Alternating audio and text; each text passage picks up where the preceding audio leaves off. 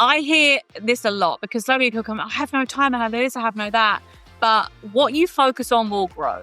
So if you are constantly focused on the things that you cannot do, the time that you do not have, all of the stress that you are feeling, you are recreating and self-perpetuating the kind of viewpoint that you have, right? Every time you focus on and all you talk about is not having any time, that's all you're going to think about. Hello, and welcome to today's episode of The Positively Healthy Mom. I'm your host, Laura Ollinger, teen and young adult well-being coach and founder of Positively Healthy Coaching. I'm so excited to introduce you today to my new friend, Jess Turner, who is a burnout and sustainable performance coach. I have already learned so much from her just by knowing her. I've heard 2 presentations of her at this point, and I've already changed half my life. Not really half, but a bunch. You have so much to learn from Jess today. So Jess, welcome to the show.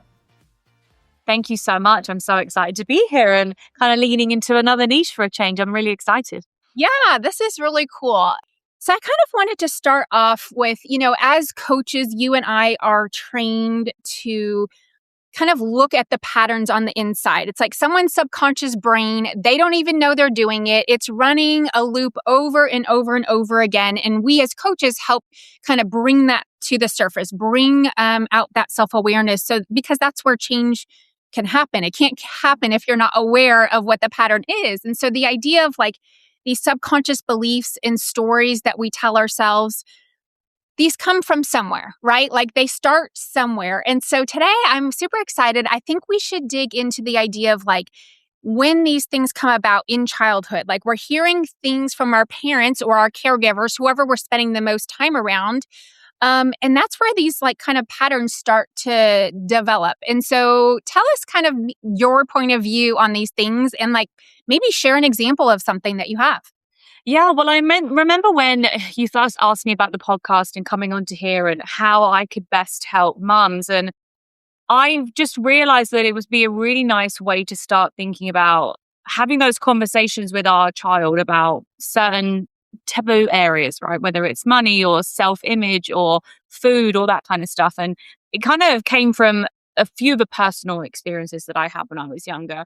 And I have probably spent, how old am I now? 33. So probably 15, 18 years unpacking, those beliefs and those patterns and those ways of thinking that my mum installed into me. Not that she ever knew, because she was just learning what she was learning from her parents and society at the time. And, when she was a teenager, the standard lunchtime, diet was a cigarette. And so, she wasn't really set up in the best way to have the best kind of thoughts and beliefs. But without her realizing, it really impacted how I thought and felt as I was growing up, and even to the point now. And it wasn't until I started becoming a coach and really understanding my own thought patterns, none of them were my own, right? You get all of the thoughts that come into you from your parents, from your family, from society, from the media, from all of those inputs that are coming into you. And they will dictate your identity, right? All of our thoughts dictate how we feel. And that dictates how we act. And then that kind of reinforces our identity. And without being aware of it, we can just recycle everything we've known from our parents and our family through to our children as well. And I think it would be really lovely to help parents be more conscious of the way that they're speaking and feeling, because without a coach or without, some real mindset techniques, there's no way to really understand what those subconscious thoughts and feelings are. Does that make sense? It makes so much sense. So much sense. So I love this radical, I don't want to call it radical, but you proposed this idea about how someone can be aware of that as we were chatting, preparing for today. And I would love for you to share, it's very, it's going to require some vulnerability on a mom's part to be able to approach her teenager. So kind of share with you what you shared with me about that idea. Yeah. So we were talking about kind of how we could bring that up in the easiest way. And I was thinking back to when I was a teenager, and I wish that I'd had the opportunity to speak to my mom openly and candidly about the kind of beliefs that we were creating in our household. And we were talking about how we could help women kind of come to awareness of how their thoughts or how their beliefs are being transpired. And until you can really sit down and audit them, you're not going to really know. So I came up with the idea of maybe, okay, well, sitting down with the teen, because they're hearing from their perspective too, some different ways that you're thinking, and maybe saying to them, picking a topic, right? Whether it's money or maybe body image or food or sex, any of those kind of larger areas where it can be very, very challenging to talk about, but just sitting down and saying, how would you describe my beliefs or my thoughts about this topic? Yeah. And I think it would be so revealing to hear them say, oh, well, I heard you talk about this and I heard you talk about that. And because sometimes, I remember some of the things that my mum would say in just like a backhanded comment that has stuck with me all to this day. And you might not have even thought about it in passing, but to sit down and just say, okay, well, what have you had me say? What would you say are the ways in which I believe X, Y, and Z, right? You can get specific. What do I think about money, or what do I think about body image, or something along those lines? And just getting that open dialogue with your teen and just hearing them reflect back to you what it is that you've said. Because I imagine it will be quite shocking for you to go, yes, is that really how I talk about things when I'm not paying attention? Is that really the way that I've been portraying that? And it's going to be a really nice opportunity for you to then create a different dialogue with your child, right? What are your beliefs? And I don't want you to believe that. I want you to believe a different thing. And having that really nice vulnerable moment to kind of teach them how those thoughts and beliefs can be passed down and how that can create a different environment in your family. I would think, what a beautiful way to connect with your child, to both feel seen and understood and heard. And I just would have loved that opportunity when I was younger to just say, just so you're aware, this is how it's coming across, whether you think it is or not, and it can be quite damaging. And if you can have that open and honest conversation, my God, I would absolutely recommend it as sooner rather than later. Yes. I mean, I just think this is gold because it's so rich in so many levels of, I have so many parents ask me, how can I be closer with my teenager? How can I build that connection, especially moms of sons? I find that that's where the biggest disconnect. Moms and daughters, most of the time, they figure it out one way or another, whether it's pretty or not pretty. They kind of, figure it out. But what a beautiful way to open a dialogue and really get an honest reflection. It's going to be a big mirror, and maybe you won't be surprised. Maybe you're fully aware that you do something, but the fact that you're going to hear how they perceive it and perhaps how it's affecting them, that's going to be potentially for some people in some moments hard to hear. Yeah. So I almost want to pre-frame it that we are walking into something that we might not love. And what an opportunity for us to grow as moms. Yes. And what an opportunity is for us to build that relationship with our teen. And what a great way to set an example about the whole concept of personal development, self-efficacy, we can change, growth mindset. Because if we're willing to do it for ourselves and demonstrate it quite honestly and in a raw sense out loud to our teens, then they can take that and take that and go with it. Oh, yeah. And I also think what a way to show people how to communicate. Because it wasn't until I was married and had to go through therapy that I actually learned how to have a conversation and understanding that people are hearing different things in the way that you're saying it. And what a great way to say, okay, when, you can talk about anything at any time, and that's how you come closer together. And just from a coaching point of view as well, going into this with an intention, right? Intending to be open-minded, intending to just listen, right? And having that as your kind of motive behind the conversation. And not only that, but the best thing that I've learned about difficult conversations, have them out on a walk. When you're side by side with someone, you get this shared pack mentality. It doesn't feel like the parent and the child. It doesn't feel like two different egos coming at you. You're side by side, you're out in nature. When you're out in nature, your head and your heart are in so much better cohesion. You're automatically going to feel calmer. And what a great way to have that difficult conversation if you're not used to, and this could feel quite intense face to face, or at home, it might feel a little bit different. It might feel like a punishment conversation. Being able to go out and just say, hey, why don't we talk about this topic, and just getting out and walking together will allow you both to open up in such a different way. And just scientifically, neurologically, what a great way to open up in a difficult conversation and feel more open-minded in that way. I love that. I love it. I'm so into heart-brain coherence and all the science behind that. We can just geek out, I'm sure, and talk all about that. And it's so true, right? It's so important that we're kind of emotionally regulated. And I love what you said about just listen. I think that would be the biggest and most important piece here, because the last thing we want to do is ask our teens for an honest answer and then we get defensive. And we're like, no, I'm not. No, I don't say that. No, that's not true. What I really mean is this, right? Like, that is not the time, right? Like, we're asking them to share. So what we have to do is just listen and hear from their perspective, hear how they're thinking and what they're feeling. Yeah, 100%. And I think that intentionality of, okay, we're both going to agree this is a safe space, which means that whatever I say, you're just going to listen. You don't have to react. We're just about creating that safe space where everyone can be open and honest. Because I think being able to have that safe space where there's certain rules in place, where this is a container where anything can be shared, there's no judgment, we're just here to listen to each other. And even imagining yourself as like that coach position, right? Okay, I'm just here to make them feel seen and heard and just let them open up. And I would love to know how one of these conversations go, if any of your listeners actually do this. So I think it would just be, what a wonderful way to create that open dialogue. And to be able to then say, okay, well, those are some of the beliefs that I wasn't aware that I had, or I was aware that I had, and maybe we can change them together. How would you like to think and feel about this topic? What do you think are some thoughts and beliefs that we could have that would allow us to grow in a different way? You know, when it's about money or when it's about relationships, what are some ways in which we can grow out of the current kind of belief system that we already have? And that is how you will grow faster than anything else. Yes.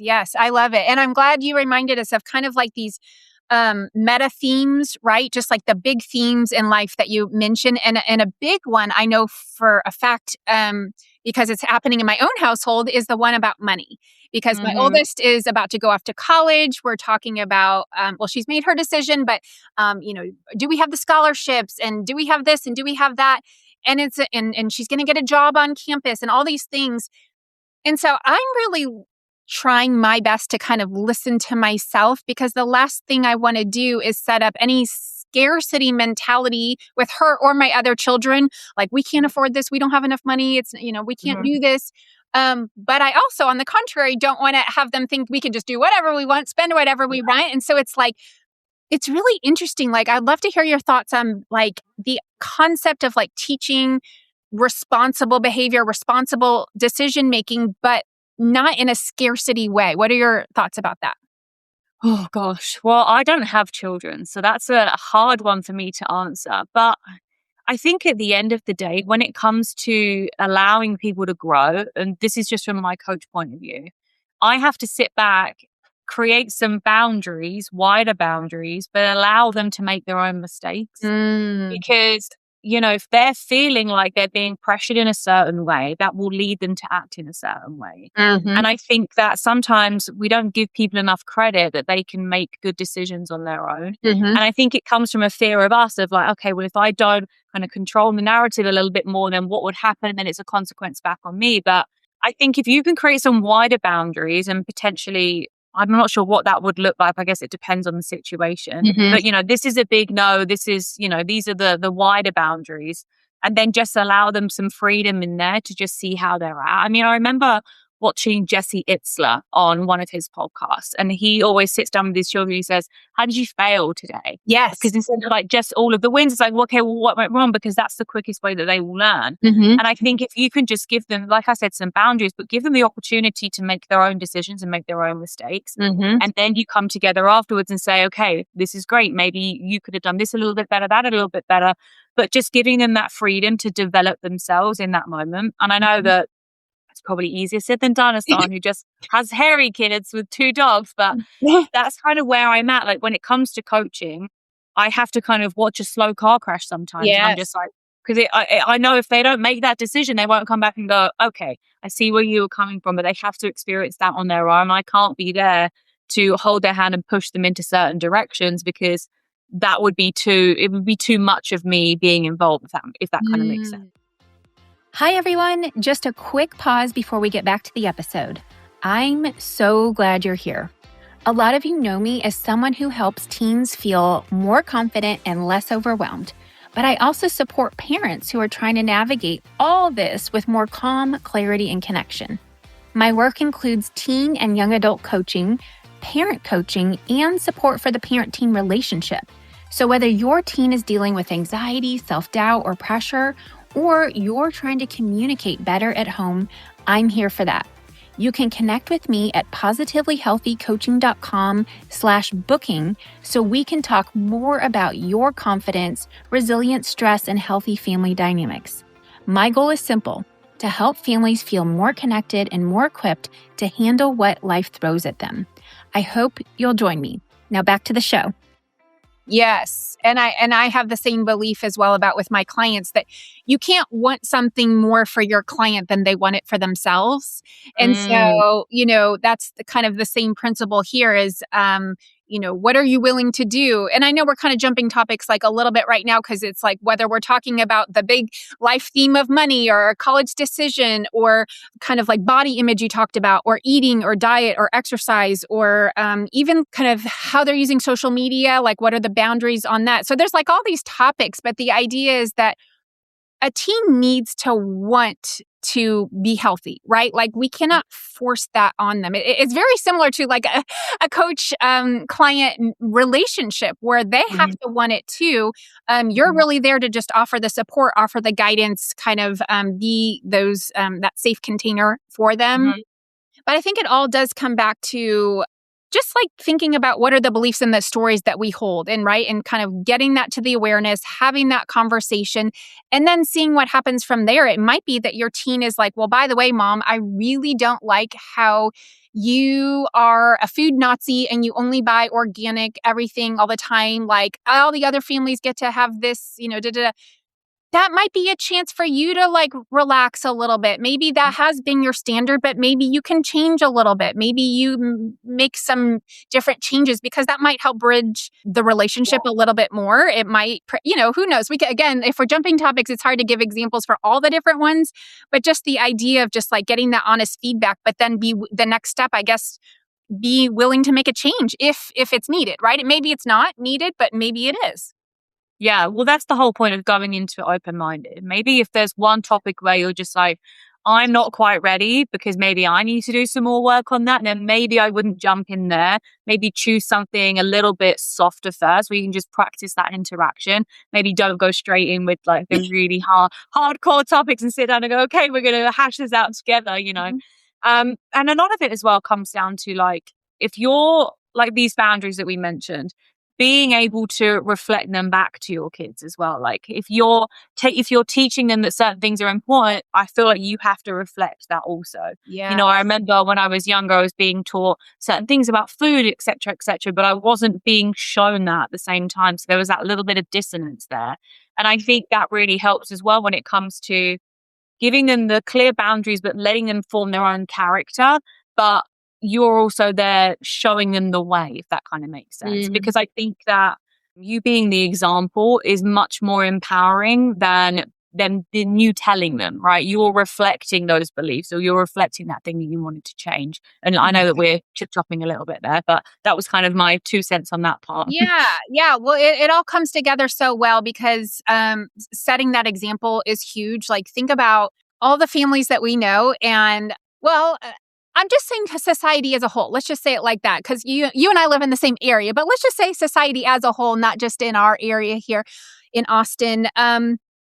What I see a lot of culturally, let's just say, is like moms drinking a lot of wine because they're stressed out or moms, whatever a kind of quote unquote unhealthy behavior you might imagine, but then like expecting our teens to be able to manage their stress and, oh, heaven forbid, don't do this, don't do that. Like, it's like weird how we are behaving a certain way, but then we're holding our kid to a different standard. Like, don't yell at me, don't snap at me, or don't slam the door. Well, it's like, well, you're the pot calling the kettle black, right? Like the way you're managing your stress is this way. So your teen is managing their stress this way. And it's like, it's just a little bit interesting how sometimes I think we tend to lose perspective, right? When we're just in our daily lives and we're kind of holding our teen to a higher standard in some ways, or expecting them to behave differently. Like, oh, don't go drink at a party and I'm a mom and I'm wasted every Friday night, right? Like, Exactly.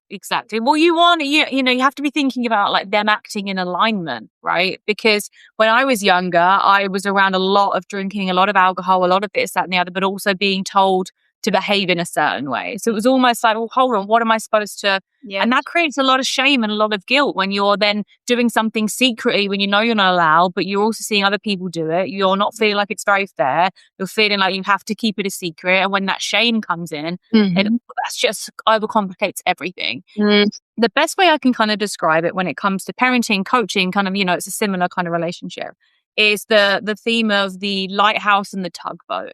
So, in many relationships that I've been in my life, I'm very much type A. I'd like to have things a certain way, can be very, my past be very controlling. And, I want you to look a certain way, do a certain thing, act in a certain way. But every time you're doing that, not only are you pushing that person away, you're also draining your own battery. And my coach, when I was young, taught me that, the best thing that you can do is be the lighthouse. So I want you to imagine there's a boat out at sea and it's starting to sink, and it can't really see the shore very well. So you have two different options. You have the one option, which is the tugboat. The tugboat goes out to the water, it attaches itself to the boat, and then it uses all of its force and energy to pull that boat to shore. More likely that's going to happen that both of those boats are going to sink because they're both, they're both overcompensating on one source of energy. Whereas if you could be the lighthouse where you're standing on the shore, you're standing proud, you're shining your light in every direction, then you're going to be attracting those boats to come towards you without you having to do anything at all. And I think that's one of the most powerful ways to mimic the best thing you can do in any relationship. If you want someone to be a certain way or you want someone to evolve in a certain way, you have to be that lighthouse, right? And that's why clients will come to you because of the certain energy or the things that you depict. Same with me, because we are the lighthouse. We're not going to force them. We're just going to show them there's a better way and help them kind of help shine that light for them to come towards us. And that can be true of children as well. Like you said, if you're telling the child to do one thing, but then you're having a different way of coping with that kind of mechanism, or you're showing a different kind of lifestyle, all that's going to create is upheaval in the household. Yes, or two boats sinking or something like that. I love exactly. Yeah, everyone's drowning. Yes, it's not gonna be pretty. Whatever it is. No, exactly.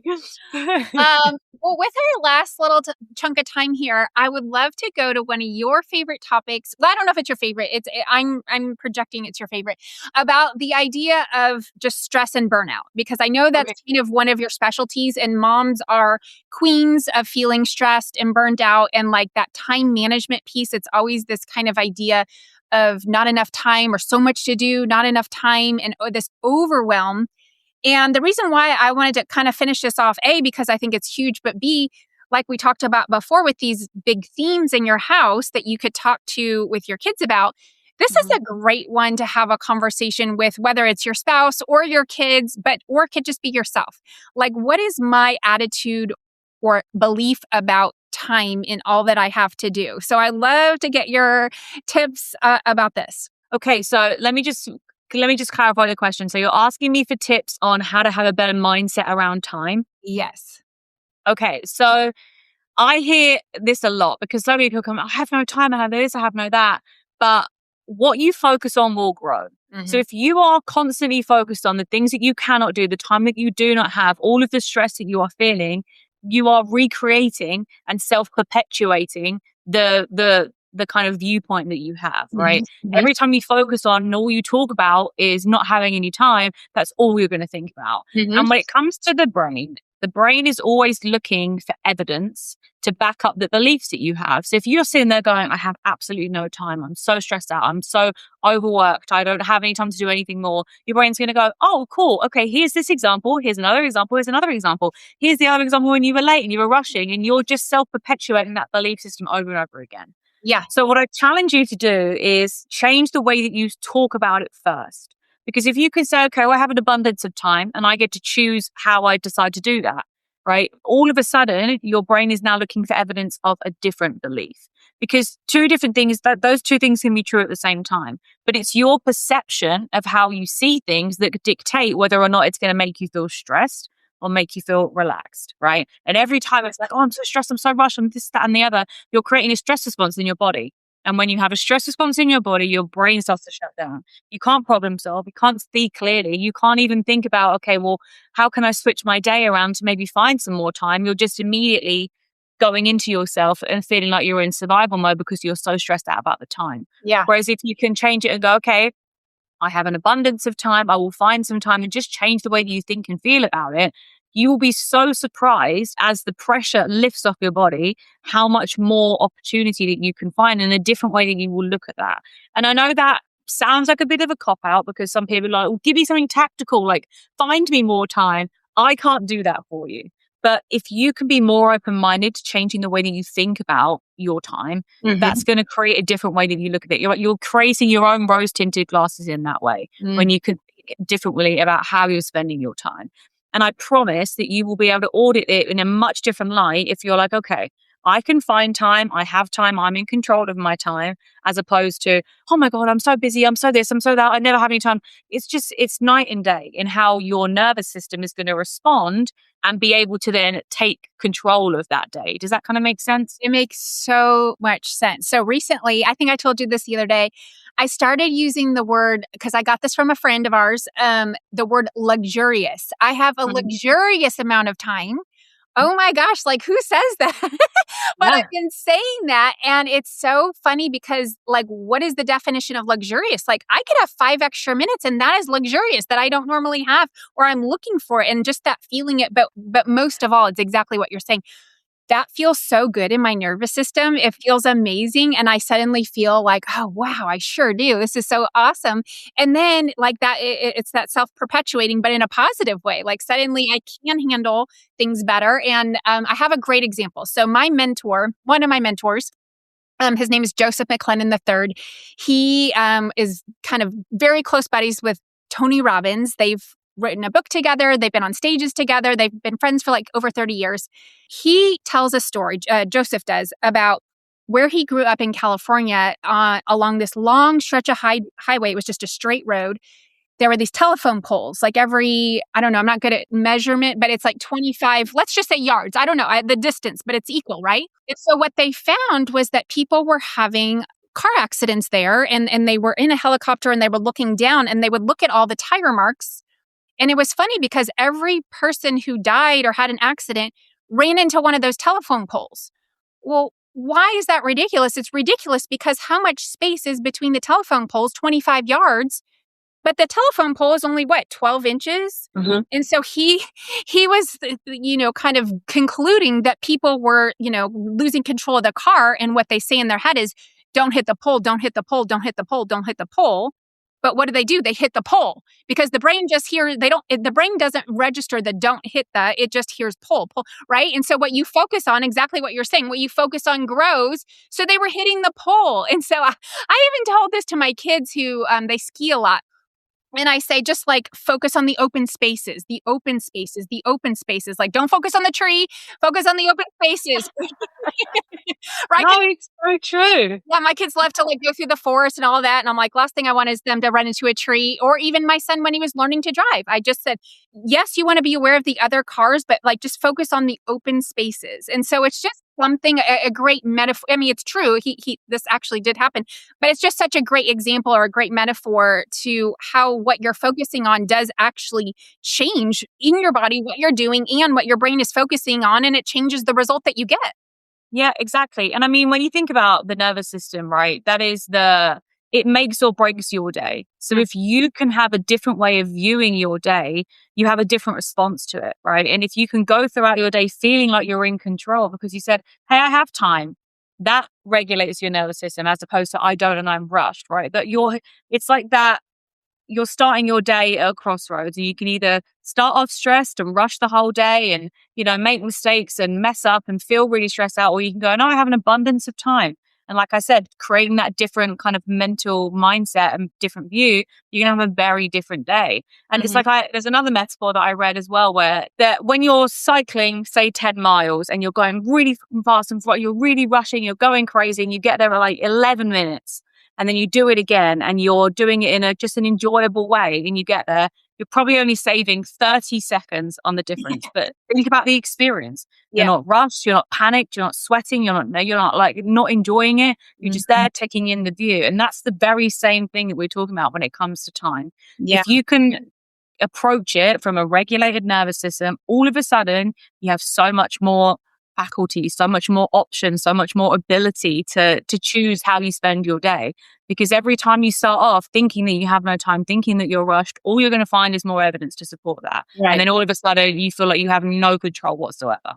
Yes. Yes. Oh my gosh. This is so empowering, especially because I'm in a super busy week this week.